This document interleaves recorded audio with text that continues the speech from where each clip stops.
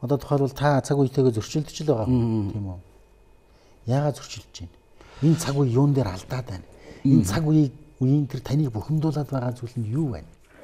Тийм. Би бол зүгээр улс төрийн холбоо тэр хамаатай хүн биш шүү дээ. Би улс төрч биш. Би бол уран бүтээлээ л. Тэгтээ эх орноо гэсэн тэр сэтгэл бол ямар ч улс төрчөөс дутахгүйргүй надад байгаа шүү дээ. Тийм учраас энэ эх оронд болоод байгаа энэ юм бол надад бүр хамгийн хамаатай байгаа байхгүй. Тийм.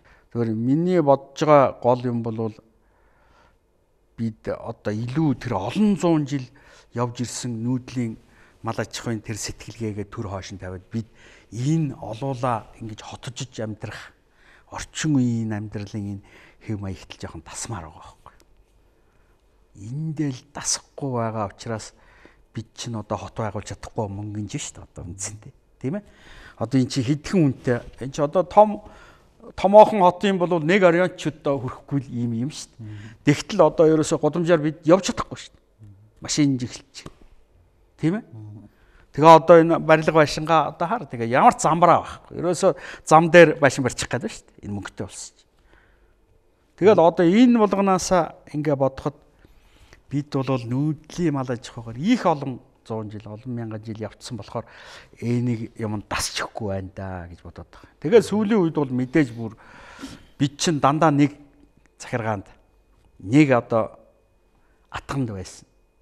Одоо байж олон 100 жил ингэж ирсэн улсууд юм аа. Тийм учраас энэ арчил гэдэг юм чи бас манайд сайн нутагсахгүй шүү дээ. Тийм ээ? Бид бол одоо үндсэндээ сүүлийн хэдэн жил 20 жил бол төртөө ч юм шиг, төргүү ч юм шиг ингэж л явж ирлээ шүү дээ. Энэ юутай холбоотой гэхээр бид энийг хэвшүүл сайн нутагшуулж ингэж авч чадахгүй байна. Одоо бол чадахгүй байна гэж л ингэж л бодоод байгаа юм да. Тэрнээс манайд бол бүх бололцоо нь бий. Бүх бололцоо нь одоо манайх шиг ийм бололцоотой улс орн бол дэлхий дээр ховрох уу? Ховор байх. Тусгаар тогтносон. Бид өөрснөө бүх юмаа мэднэ. Гаднаас одоохондоо бол дайр тавьчлаа. Одоо гоё юм алга. Бид нар одоо өчнөө олон баялаг энэ хөрсөн дормоор байж. Тэгэл одоо юу хэрэгтэй? Одоо монголчууд өөрснөө сайн эзэн болох тийм шаардлага байна да. Дасахгүй байгаа юм маань эсвэл буруу зам байгаа байж магадгүй шүү дээ. Эсвэл бүр яах вэ? Жил явцсан сурцсан юм маань илүү бидний хувьд зөв гарц хөгжлийн зөв гарц байж бас. Гүйгүй. Магадгүй юм шүү. Энэ бол чиний хэлээд байгаа их ортой зүйл. Их ортой зүйл байгаа. Би бол боддгийн шүү дээ. Би ч биш. Ер нь энэ бас энэ тэнд яваад хүмүүстэй ухаантай боловсралтай хүмүүстэй уулзж байхад ярьдаг юм байдаг. Энэ ерөөсөө хүн төрөлхтний хөгжил гэдэг чинь буруугаар явцсан биш үү?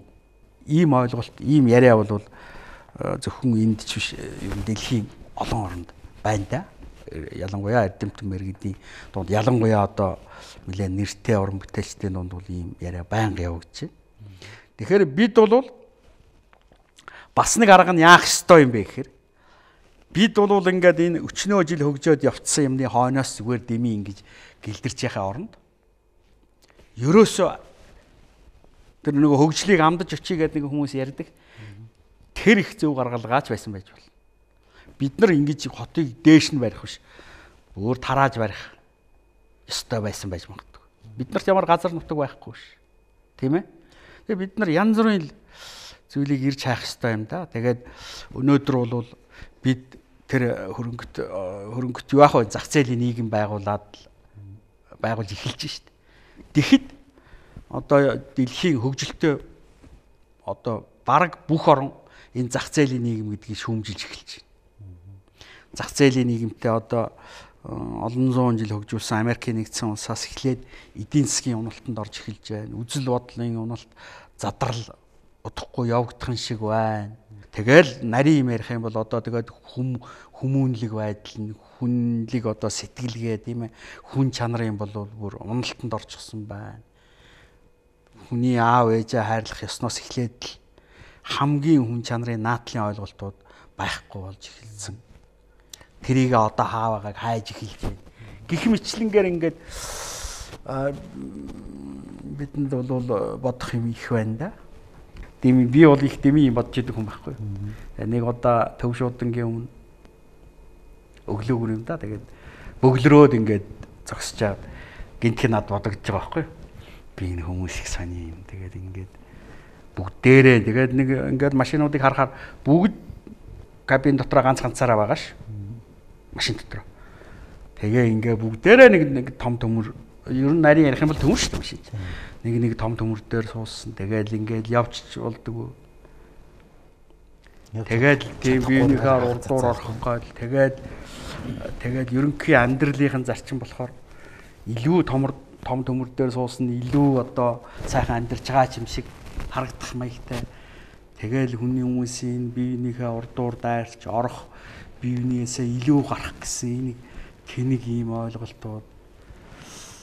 Тэгээд бид чинь ер нь нэг л их л инээдэмтэй амьдарч байгаа маягаар заримдаа ингэж дүрслэгж бодож байгаа шиг миний зүгээр уран бүтээлч хүний сэтгэлгээ байх.